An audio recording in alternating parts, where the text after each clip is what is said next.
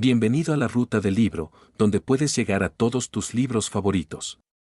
Recuerda darle like y activar la campanita para que no te pierdas ningún capítulo. El Mundo Perdido, capítulo 14, Arthur Conan Doyle, audiolibro. Habíamos imaginado que nuestros perseguidores, los monos hombres, ignoraban por completo nuestro escondrijo de la maleza, pero pronto salimos de nuestro error. No se oía el menor ruido en los bosques, no se movía una sola hoja de los árboles y todo era paz a nuestro alrededor. Pero nuestra experiencia anterior nos debería haber puesto sobre aviso para advertir con cuánta astucia y paciencia estos seres podían vigilar y esperar hasta que llegaba su oportunidad. No sé qué destino me espera en la vida, pero estoy muy seguro de que nunca estaré tan cerca de la muerte como lo estuve aquella mañana. Pero voy a contárselo en su debido orden.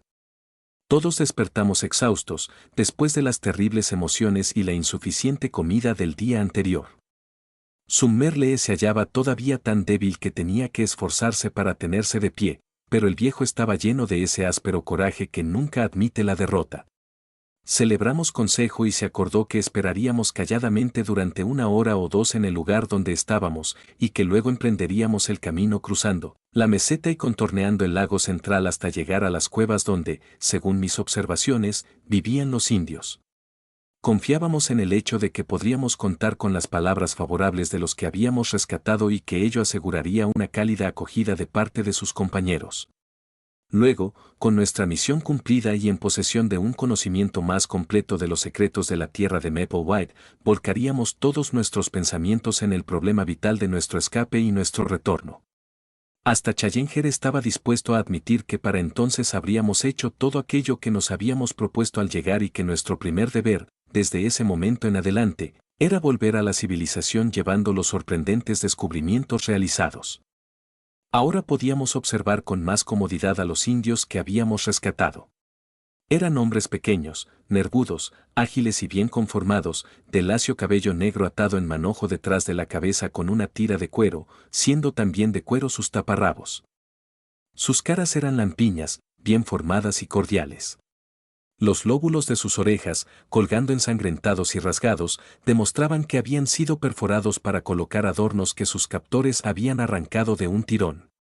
Su conversación, si bien incomprensible para nosotros, era fluida entre ellos, y cuando señalándose unos a otros pronunciaban muchas veces la palabra Akala, colegimos que ese era el nombre de su nación.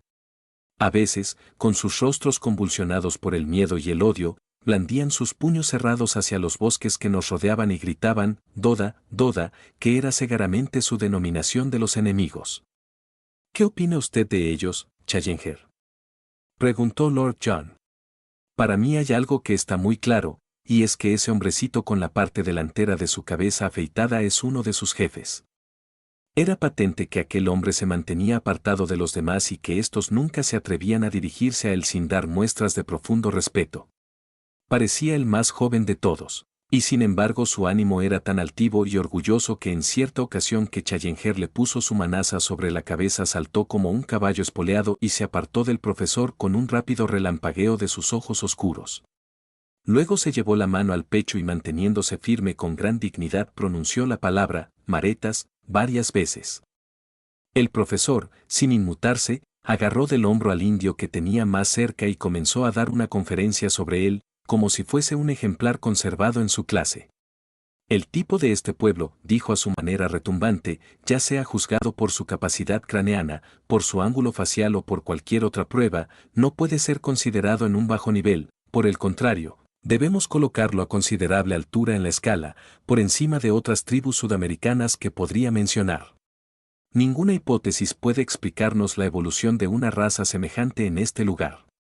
Por ejemplo, es tan grande el abismo que separa a estos monos hombres de los animales primitivos que han sobrevivido en esta meseta que es inadmisible pensar que pueden haberse desarrollado donde los hemos encontrado. Entonces, ¿de dónde demonios cayeron?, preguntó Lord John. Esa es una pregunta que sin duda será vehementemente discutida en todas las sociedades científicas de Europa y América, contestó el profesor. Mi propia interpretación del asunto, cualquiera sea su mérito, al decir estas palabras hinchó enormemente el pecho y miró con insolencia a su alrededor, es que la evolución ha avanzado, bajo las peculiares condiciones de este país, hasta la etapa de los vertebrados, mientras sobreviven los tipos primitivos que viven en compañía de los recién llegados. Por eso hallamos animales tan modernos como el tapir, un animal que tiene un árbol genealógico muy largo, con el gran ciervo y el oso hormiguero, en unión con las formas de reptiles del tipo Jurásico. Hasta ahí está muy claro. Y ahora aparecen los monos, hombres y los indios. ¿Qué puede pensar una mente científica de su presencia? Yo solo puedo dar razón de ello a través de una invasión desde el exterior. Es posible que existiera en Sudamérica un mono antropoide, que en épocas remotas haya encontrado el camino a este lugar y que haya desarrollado aquí un tipo de animales como los que hemos visto, algunos de los cuales, aquí me miró fijamente, eran de un aspecto y una conformación que, si hubieran estado acompañados de la correspondiente inteligencia, hubieran dado prestigio, no tengo dudas, a cualquier raza viviente. En cuanto a los indios, no me cabe duda de que son inmigrantes más recientes del mundo de abajo. Acosados por el hambre o por invasiones de conquista, hallaron un camino para subir hasta aquí. Enfrentados a unos seres feroces que nunca habían visto antes, buscaron refugio en las cuevas que nuestro joven amigo ha descrito. Empero, deben haber tenido que luchar ásperamente para sostenerse contra las bestias feroces y en especial contra los monos hombres que los mirarían como intrusos y les harían la guerra sin piedad, con una astucia de que carecen las bestias más grandes. De ahí que su número parezca ser limitado. Bien, caballeros, ¿creen que les he descifrado satisfactoriamente el enigma o hay algún otro punto que desean que les aclare? El profesor Summerlee estaba demasiado deprimido para argüir, pese a que sacudía violentamente la cabeza como muestra de un desacuerdo general. Lord John solo se rascó las ralas guedejas de su cabello, señalando que no podía sostener una lucha porque no peleaba en el mismo peso o categoría. Por mi parte, desempeñé mi habitual rol de llevar las cosas a un nivel estrictamente prosaico y útil, señalando que faltaba uno de los indios. Fue a recoger agua, dijo Lord Roston.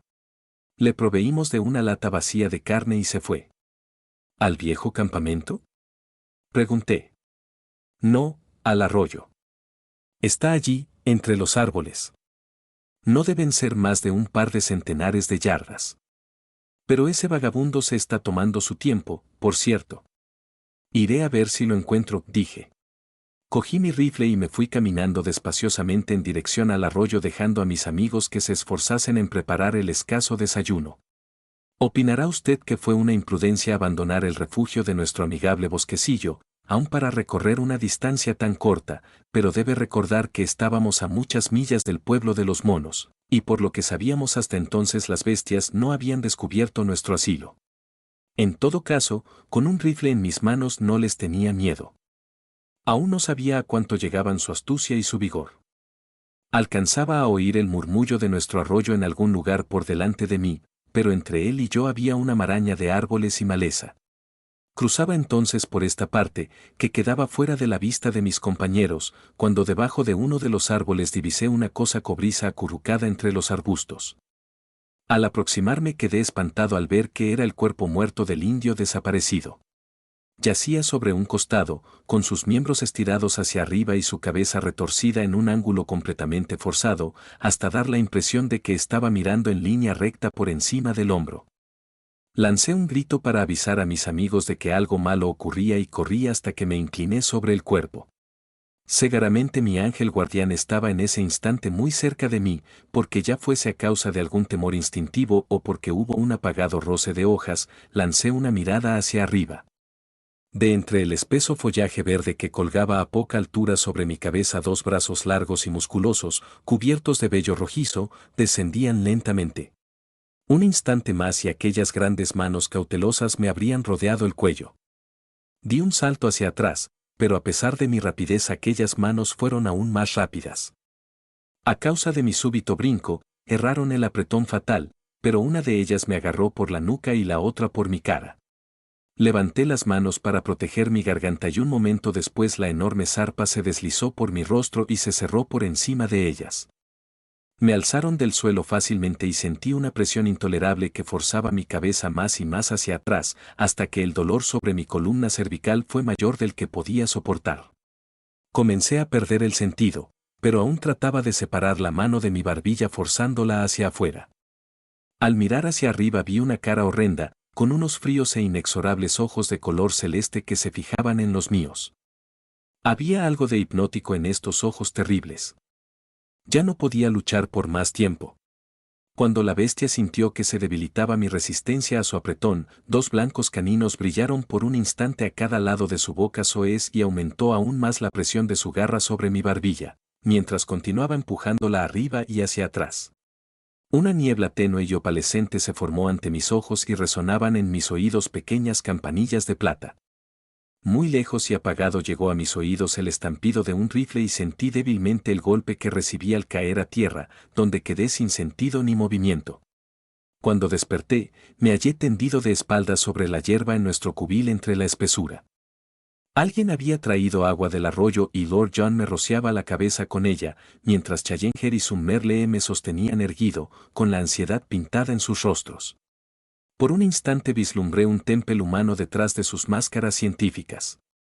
Era en verdad el golpe, más que cualquier herida, lo que me tenía postrado, y en media hora, a pesar de la cabeza dolorida y el cuello embarado, me había incorporado y me sentía dispuesto a todo. De buena se ha escapado usted, compañerito, camarada, dijo Lord John. Cuando oí su grito y corrí hacia allí, vi su cabeza doblada casi en dos y sus calzas pataleando en el aire, y pensé que ya éramos uno menos. Con la prisa erré el tiro, pero la bestia lo soltó igualmente y huyó como un relámpago. Por Dios. Me gustaría tener 50 hombres armados con rifles. Echaría a toda esa pandilla infernal hasta dejar a este país un poco más limpio de lo que lo hemos encontrado. Ahora resultaba evidente que los monos hombres habían hallado la manera de ubicarnos y nos vigilaban por todas partes. No teníamos mucho que temer de ellos durante el día, pero eran muy capaces de caer sobre nosotros durante la noche. Por eso, cuanto antes nos alejásemos de su vecindad, era mejor. Por 3 lados nos rodeaba una selva tupida y de allí podía venirnos una emboscada.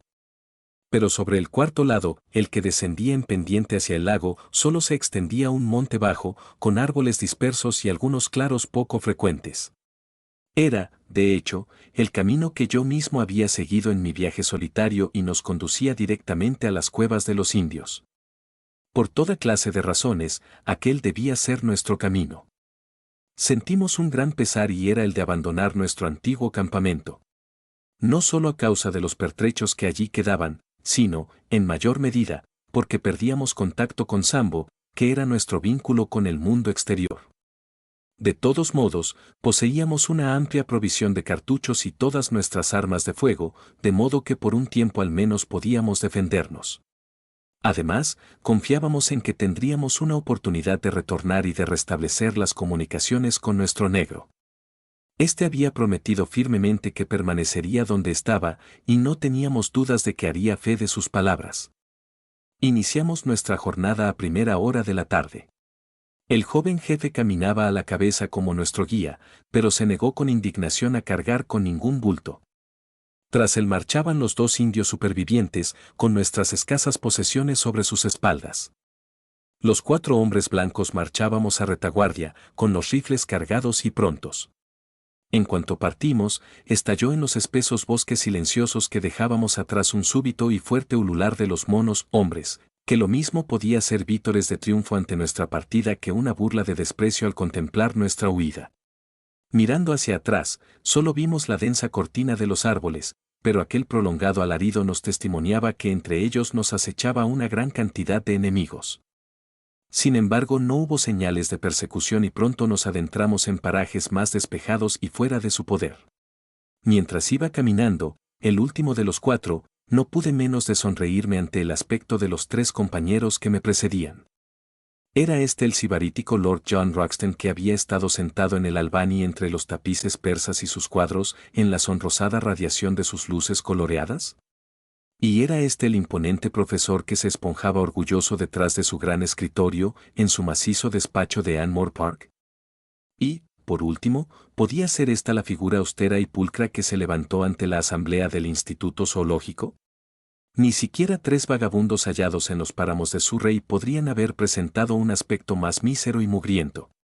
Es cierto que solo habíamos pasado poco más de una semana en la meseta, pero toda nuestra ropa de recambio había quedado en nuestro campamento de la base, y esa única semana había sido muy rigurosa para todos nosotros, aunque algo menos para mí, que no había tenido que soportar el manoseo de los monos hombres. Mis 3 compañeros habían perdido sus sombreros y ahora llevaban pañuelos sujetos alrededor de la cabeza, sus ropas les colgaban en jirones y era difícil reconocer sus rostros sucios y sin afeitar. Tanto Summerlee como Challenger cojeaban al caminar pesadamente, mientras yo arrastraba mis pies, aún debilitado por el golpe recibido en la mañana, y mi cuello estaba tan duro como una tabla como consecuencia del apretón asesino que había sufrido.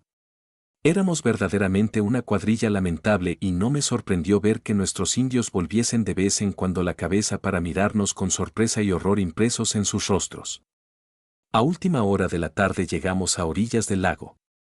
Al salir de entre los arbustos y contemplar ante la vista el espejo de agua que se desplegaba ante nosotros, nuestros amigos indígenas lanzaron un agudo grito de alegría y señalaron ansiosamente hacia un punto situado frente a ellos.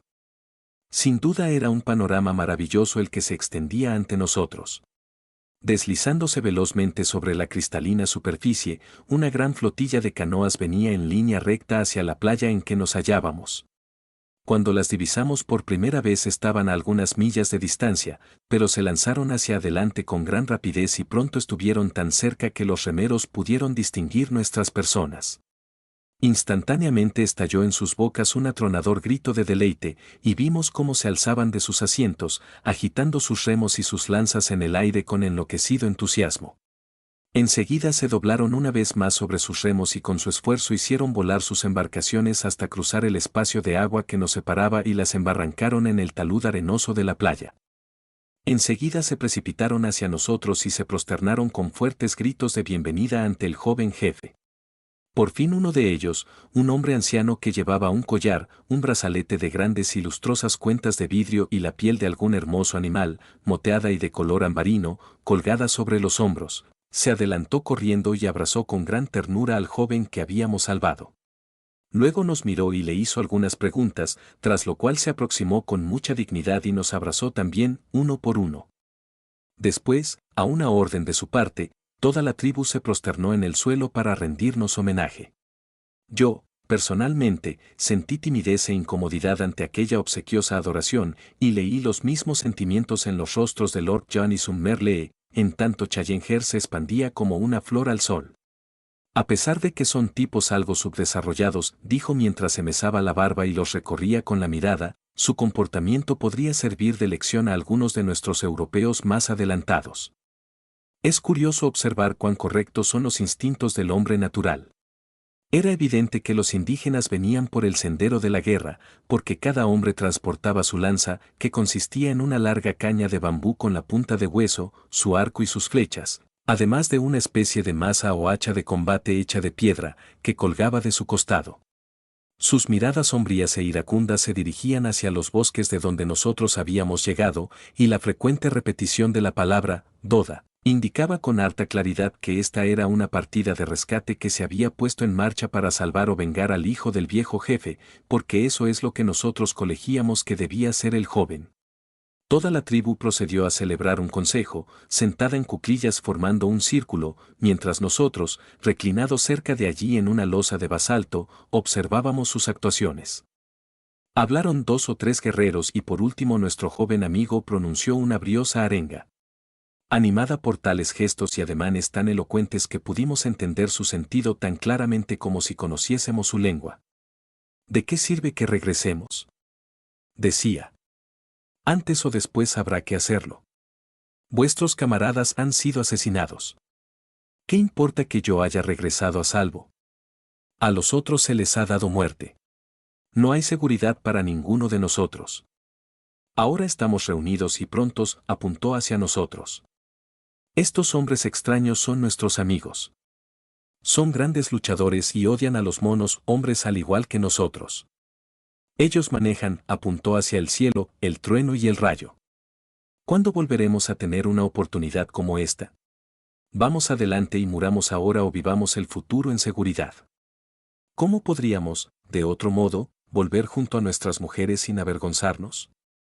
Los pequeños guerreros bronceados estaban pendientes de las palabras del orador y cuando terminó prorrumpieron en un estruendoso aplauso, blandiendo sus toscas armas en el aire. El anciano jefe avanzó hacia nosotros y nos preguntó algo, al mismo tiempo que señalaba hacia los bosques. Lord John le hizo señas de que esperase una respuesta y se volvió hacia nosotros. Bueno, ustedes dirán lo que piensan hacer, dijo, por mi parte tengo una cuenta que arreglar con ese pueblo de monos, y si ésta termina borrándolos de la faz de la tierra, no creo que la tierra se moleste por ello. Pienso ir con nuestros compañeros los hombrecitos bronceados y con eso quiero decir que estaré con ellos en toda la riña. ¿Qué dice usted, compañerito? Por supuesto, iré. ¿Y usted, Challenger? Cooperaré, sin duda. ¿Y usted, Summerlee? Me parece que nos estamos dejando llevar muy lejos del objetivo de esta expedición, Lord John. Le aseguro que cuando dejé mi cátedra de Londres no cruzaba por mi mente que lo hacía con el propósito de encabezar una incursión de salvajes contra una colonia de monos antropoides. A tan bajos menesteres llegamos a veces, dijo Lord John sonriendo. Pero, ya que estamos metidos en ello, ¿cuál es la decisión? Pienso que es un paso de lo más discutible, dijo Summerlee, polémico hasta el fin, pero si ustedes van todos no veo cómo quedarme atrás. Pues entonces, es cosa hecha, dijo Lord John, y volviéndose hacia el jefe asintió con la cabeza, al tiempo que daba unas palmadas a su rifle. El viejo nos estrechó las manos, uno tras otro, mientras sus hombres nos aplaudían más calurosamente que nunca. Era demasiado tarde para avanzar esa noche, de modo que los indios instalaron un tosco vivac. Encendieron hogueras, que comenzaron a brillar y humear por todas partes. Algunos de ellos habían desaparecido entre la jungla y regresaron luego conduciendo ante ellos un joven iguanodonte. Como los otros, tenía una mancha de asfalto en el brazuelo, y solo cuando vimos que uno de los indígenas se adelantaba con aire de propietario y daba su consentimiento para que la bestia fuera sacrificada, comprendimos al fin que aquellos grandes animales eran tan de propiedad privada como un rebaño de ganado vacuno, y que esos símbolos que nos habían dejado tan perplejos no eran más que las marcas del propietario.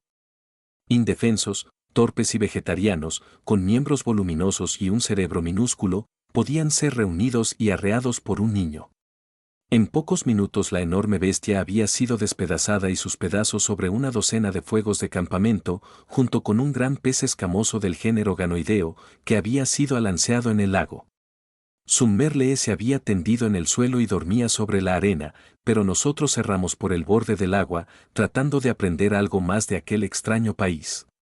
Un par de veces descubrimos pozos de arcilla azul, iguales a los que habíamos visto en la ciénaga de los pterodáctilos. Eran antiguas troneras volcánicas y por alguna razón suscitaban en Lord John un enorme interés. Por otra parte, Challenger volcaba su atención en un borboteante geyser de barro que gorgoteaba y donde algún extraño gas desprendía burbujas que estallaban en su superficie.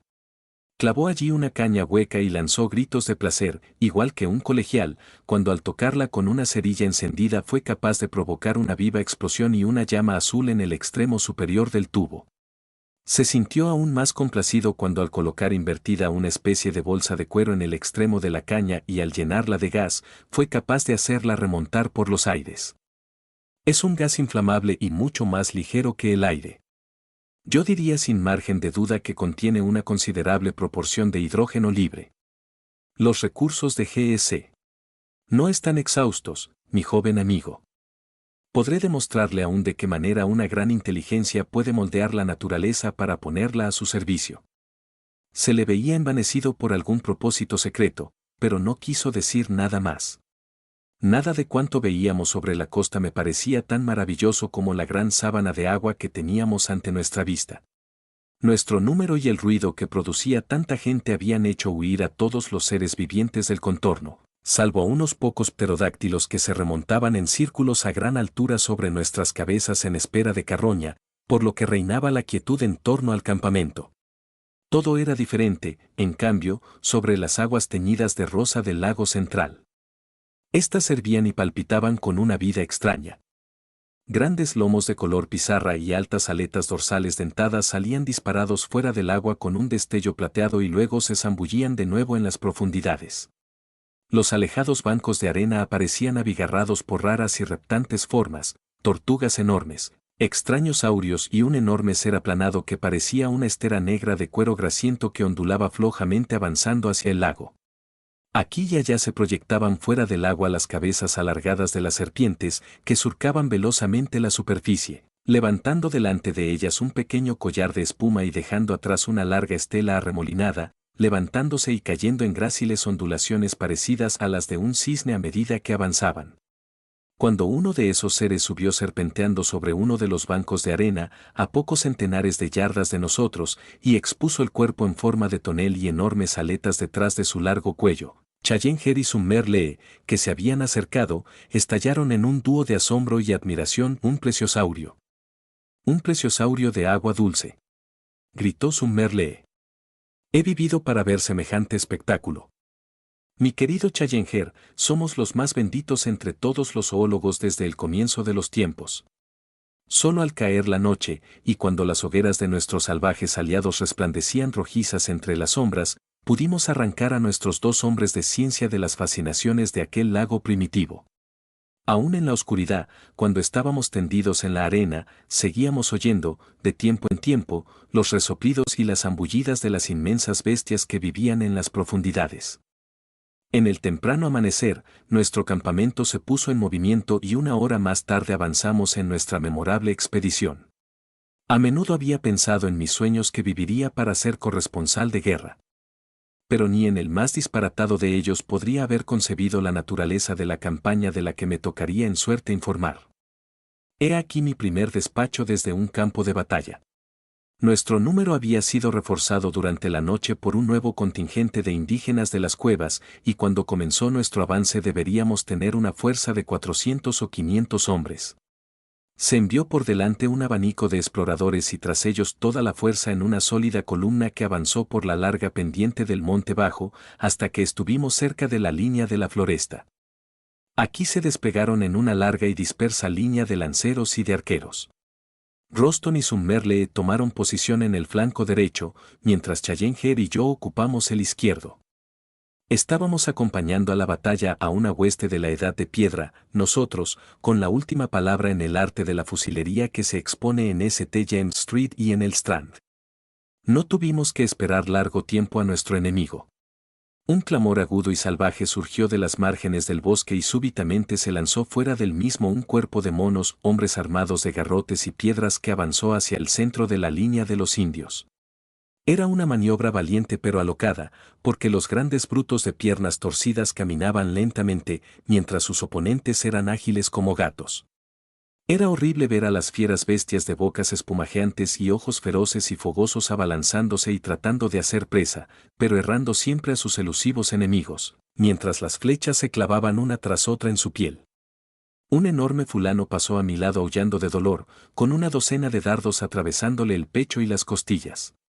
Por compasión le metí una bala en el cráneo y cayó de bruces al suelo entre los aloes. Pero este fue el único disparo, porque el ataque había tenido lugar sobre el centro de la línea y los indios no habían necesitado de nuestra ayuda para repelerlo. Creo que ninguno de los monos, hombres que habían salido al descubierto, pudo volver a refugiarse entre los árboles. Pero la cuestión se puso más mortífera cuando llegamos al bosque. Durante 1 hora o más desde que entramos en él, hubo una lucha desesperada en la cual, por un tiempo, apenas pudimos sostenernos. Saltando de entre los arbustos, los monos hombres irrumpían entre los indios, armados con sus enormes garrotes. A menudo caían 3 o 4 de estos antes de que aquellos pudieran ser atravesados a lanzadas.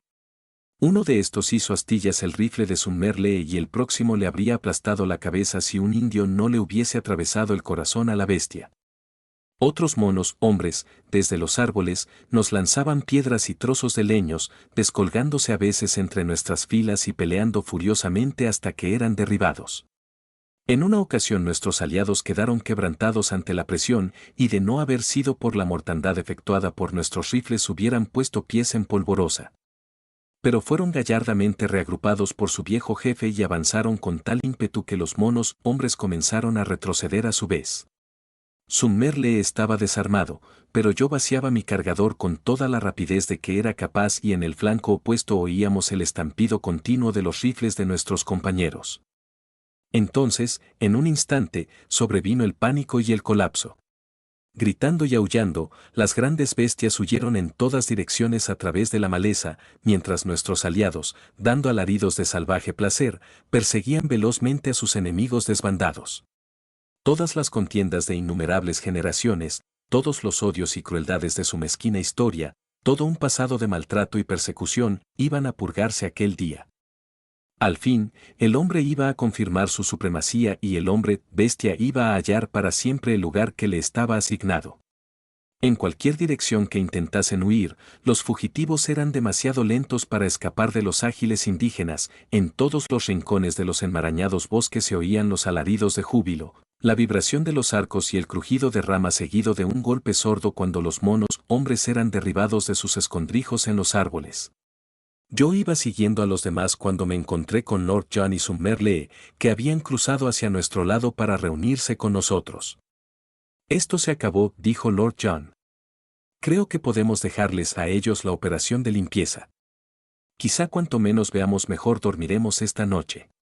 Los ojos de Challenger brillaban con la lujuria de la matanza. Hemos tenido el privilegio, exclamó pavoneándose como un gallo de pelea, de asistir a una de las típicas batallas decisivas de la historia. Las batallas que han decidido el destino del mundo. ¿Qué significa, amigos míos, la conquista de una nación por otra? Carece de sentido. El resultado es el mismo, cualquiera sea el triunfador. Pero aquellas feroces luchas, cuando en el amanecer de los tiempos los habitantes de las cavernas hacían frente a la raza de los tigres, o cuando los elefantes hallaron por primera vez un amo, esas fueron las verdaderas conquistas, las victorias que cuentan. En virtud de este extraño giro del destino hemos visto y hemos ayudado a decidir una contienda semejante. Desde ahora, en esta meseta, el futuro pertenecerá siempre al hombre. Hacía falta una robusta fe en los fines para justificar medios tan trágicos. A medida que avanzábamos juntos por los bosques, encontrábamos a los monos hombres yaciendo en apretados montones, traspasados de flechas o lanzas.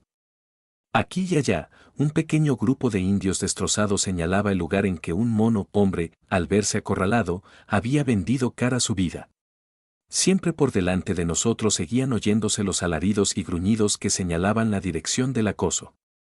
Los monos hombres habían sido empujados hasta su ciudad, y allí habían organizado su última resistencia, pero nuevamente habían sido quebrantados y nosotros llegamos a tiempo para ver la escena final, la más espantosa de todas.